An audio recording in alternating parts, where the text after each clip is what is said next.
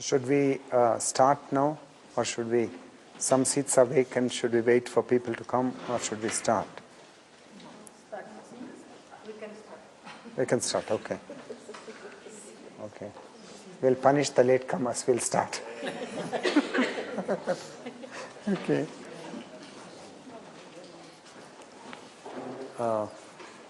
I want to come again and again to the important thing that when I'm saying watch yourself, I'm not saying let a particular angel in you watch the demons at work. No, that's not watching. You've got to move to that awareness which is behind the angels and the demons. The angels and the demons are cosmic life energies which are creating some thought and feeling vibrations. So a particular thought comes to you. The thought can come from an angelic energy. It can come from a demonic energy. Both are possible. And the demonic energies are very aggressive. They're pain producing. And they bring all the unfortunate things in life. The angelic energies give fulfillment, give happiness, give success, give good health, and so on.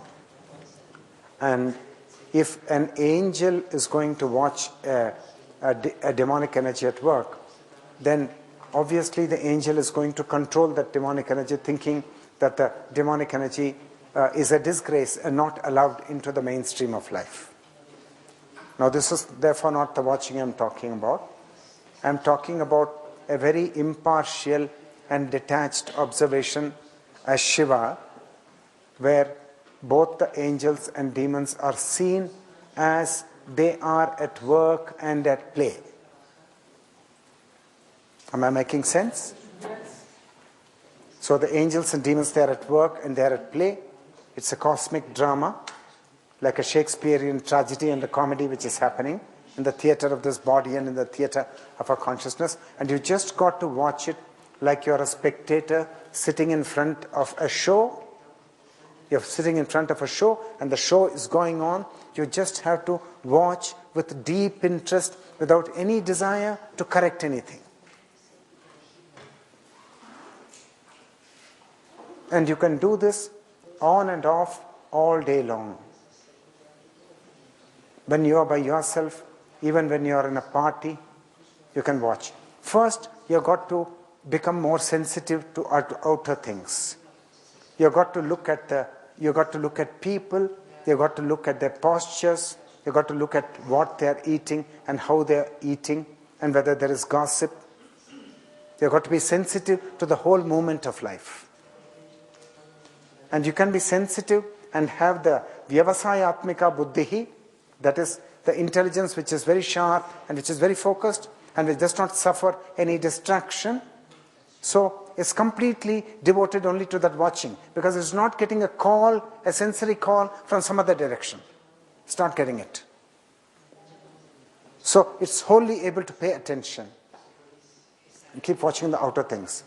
Then, just as you watch an outer thing very minutely, like a gentleman comes and stands in front of you, you watch his shoes, you watch his shoelaces, you watch his trouser, you watch his belt, you watch his tie, you watch his jacket, and you watch the shape of the face, the shape of the nose, the spectacles, everything you're watching. In the same way, you've got to watch what's going on within. In the same way. Very detailed, which means you're devoted to that watching, you're paying full attention. You've got no other distraction.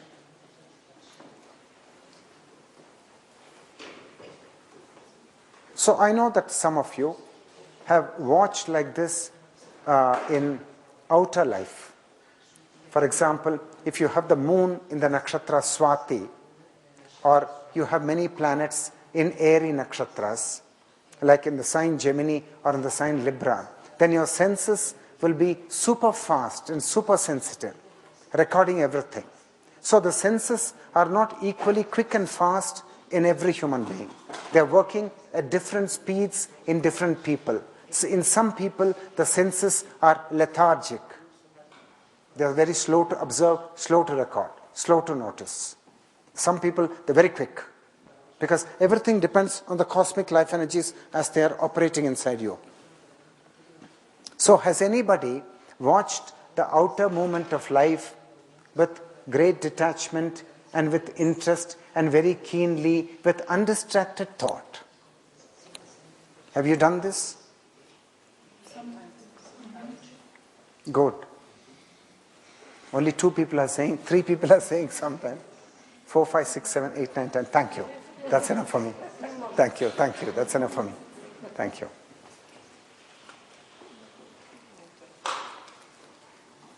So we have got to be detached in that watching. It's exactly like watching a television program. Lot of nasty things and ugly things are going on. Like you may be watching a whole film centered on drug addiction or on sexual abuse or on murder and violence. And you don't interfere, put your finger in the screen and say, I don't like it. You're just watching it. In the same way, you just got to watch what is happening in the theater of your consciousness. It's the same thing. And then the proof that you have watched dispassionately and very keenly is to be seen in whether from that watching arises insights, any learning. If no insight is arising from that watching, then you're actually not giving your full attention to it. Or you're able to stay there only for 2 seconds, and you may have to stay there for 5 seconds to get the learning. So you got to get that staying power. And you have the staying power where the world is concerned. You want to buy a car, you want to buy a house, you want to marry somebody, you've got infinite staying power. In chasing a sense object, you've got infinite staying power. You're completely undistracted in the pursuit of the sensory gratification. Then how come you're not having that staying power when it comes to this endeavor? Interested? Interested in this? Then you got to cultivate it. Not as a habit, as a very spontaneous yogic skill. It's a skill in yoga to watch this. Watch the ulterior motives at work. Watch the self-centeredness. From that will arise learning and a new chapter in life.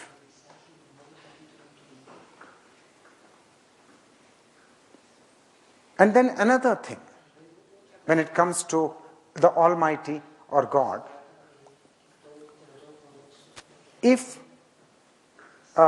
you approach God either through prayer or through a sankalpa or an affirmation that I want to achieve this, I want to achieve that, so please grant this or something, you're putting it into words, then the intention you put into that prayer or sankalpa or intention, the words which you use and the meaning which you attach to those words and the meaning which are there in prayer, they impose a limitation on God. He will exactly conform to the limitation in the prayer. Because he is at your behest.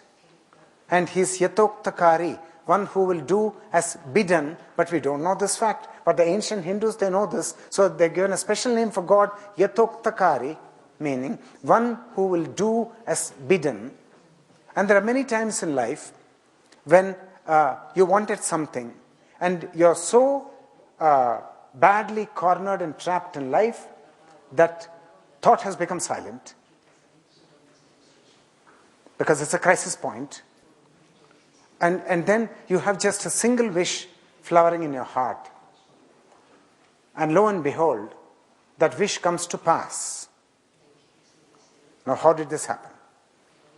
Because you know that it is not within your power to have the fulfillment of that wish, unless the entire universe conspired and worked together to bring that to fruition. And so here, God has responded to your supplication, to your sankalpa, because you were quiet. And the manner in which He intervened in your life to fulfill that wish will be dictated by the phraseology in your prayer and the meanings you put into the words in your prayer and the limitation which you imposed on God whom you are invoking.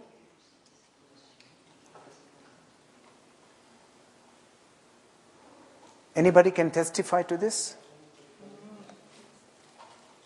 That this is happening. So, it depends on how you ask and what you ask for, only that is going to happen. And that's called the sankalpa or the affirmation. And so we come back to the original thing, that we are all completely connected to God, and the higher self is the same throughout animate and inanimate creation. It's not that the higher self is a peculiar endowment and blessing given only to the human species, not at all. The human species has got a biological sophistication so that the higher self can express itself through hands and through eyes, and it can talk. But in the stone and in the earthworm, the higher self is present. It is mute and silent. Got to feel this in the rocks. And you go for a walk alone, not with other people. You go alone. Then you've got to be silent so that you can feel this.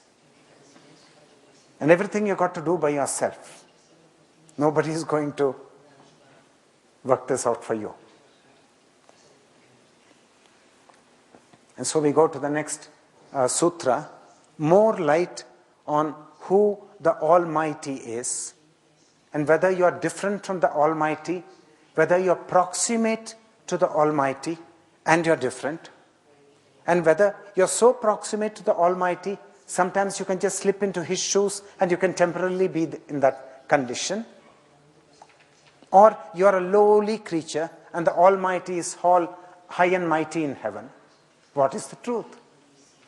And who is going to tell you? Some books are going to tell you, you're just going to be very gullible and believe all that. Got to investigate. That's the only way you'll know this. So the texts say, Upadrashta. Upadrashta means observer at very close quarters. So I go very close. If I see the same thing from that distance, probably I will not be able to see the diacritical marks. These are called the diacritical marks from the Roman script to Sanskrit. But if I come very close, then I can see where exactly the diacritical marks are falling, and I'll see a lot more detail. So, Upadrashta Anumanta. So, God is the Upadrashta. He is observing everything at very close quarters. He is close to what? He is close to the going-ons in Shakti. He is close to the dance of Shakti. You saw the original mythic picture of Shiva and Shakti. Shakti is just dancing and dancing. And Shiva is just going behind her. Every step she takes, he just passively follows her, goes behind her. He's very close. And Shakti is the movement in consciousness. Fluctuating thoughts, fluctuating feelings, changing perceptions. And Shiva is ever behind. So he's the Upadrashta, the witness. And Anumanta, marvelous word, sanctioner. Sanctioner of what? What does he sanction? He sanctions the wish of Shakti, especially when Shakti has come home to take rest in his lap. She has found her resting place, her abode, come home to rest in all quietness, and then Shakti is whispering something in his ear, and then Shiva sanctions that. And when Shiva sanctions that, then Shakti may begin a new journey, Shiva inspired. And so there are a number of chants in the Hindu world which go like this: Shiva Sankalpa Mastu. Let Shiva's Sankalpa always prevail. because Shiva's Sankalpa is auspicious. It's not a crazy independent activity of Shakti. Bharta, husband, protector. Animal husbandry, you know the word animal husbandry, where animals are cared for, they're taken care of, that's to husband, to take care. Husband, bhokta, enjoyer, ultimate enjoyer. Maheshwaraha, supreme Lord, the ultimate, Father in heaven. Maheshwaraha, Father in heaven. Paramatma. So in the Hindu scripture, as I said, there are 1,000 names for Vishnu and 1,000 names for Shiva. Why?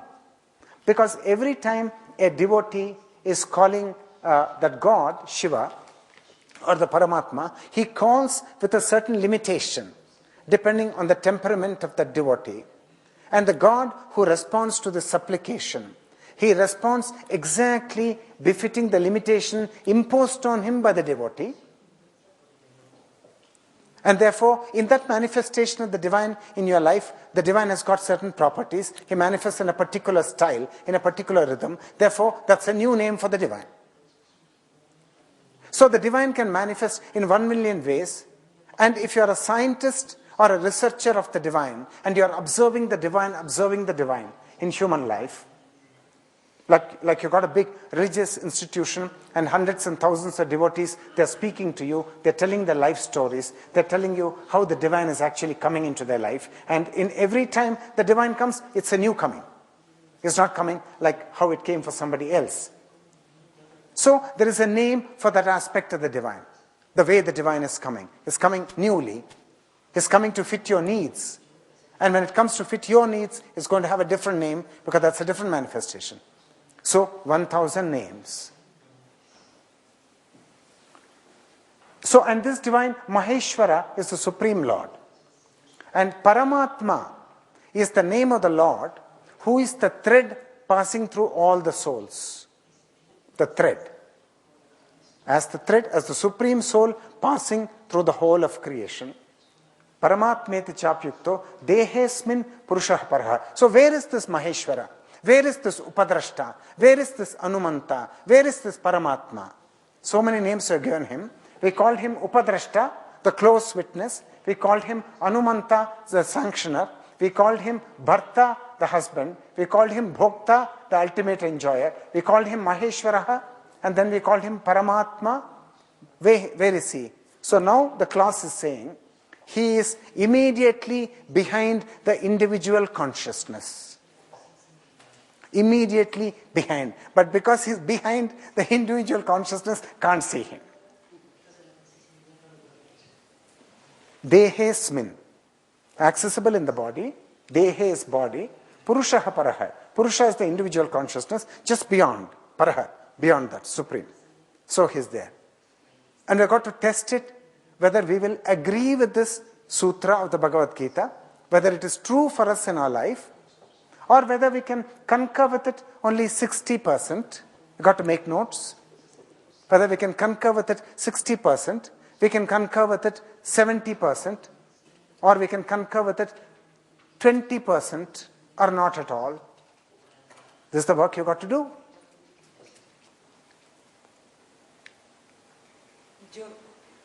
Yeah. ¿Qué significa sancionar? Como usaste la palabra ahí, sancionar, ¿qué significa? ¿Qué es lo que Vishnu hace? 1 minute, little louder so that Ricardo-ji can translate it. What does sanctioning mean? What? How are you using sanctioning? Okay, sanctioning is like you apply for a visa to me. I'm the Indian government. You apply for a visa. Now I have to sanction that visa, right? I've got to sanction it. Yeah. I've got to sanction it. I've got to okay it, and then you get the visa on hand. Yeah. I'm the sanctioning authority. So that Bhagavan, that Shiva, is the sanctioning authority. Yeah. He sanctions your wish. He sanctions your petition. You made a petition to him, he sanctions it. He says, okay, have it, it's going to be done. So this is happening. Now, because we are all connected, This is probably happening hundreds of times in our life, but because we are dull and we are insensitive, we are not kind of deciphered the whole thing. And we've taken the full credit for ourselves, for our smartness. We said, I'm so smart, I achieved this, I achieved that. And the one who's beyond us, he's actually giving everything as a gift and a grace. And all that you're doing is just sanctioning.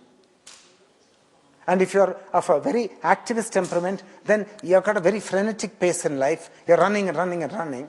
And then you tell yourself, oh, you worked so hard, therefore you got it. Everything is granted from above. And this is what we got to discover. Not believe in, no. Got to discover. If you're a true seeker. If you're a window shopper, God help you.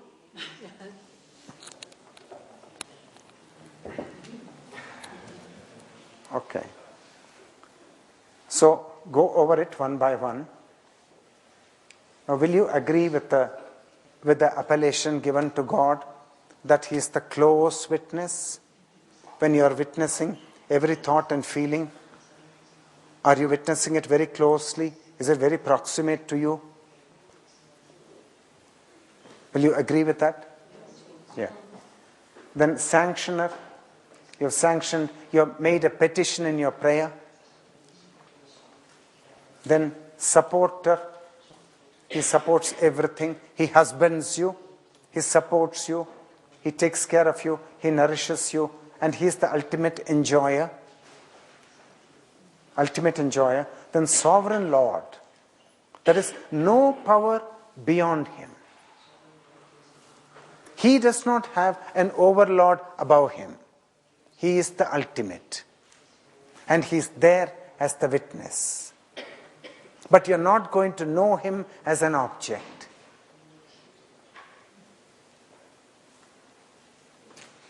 And then Supreme Self. That is, it's the same self running through the whole of creation, animate and inanimate. And now this you got to discover. You read it in the scripture, then you got to test it in your life. You got to see whether this is your own truth. And if it's your own truth, then you agree with the scripture. And then you go to the next sutra and so on.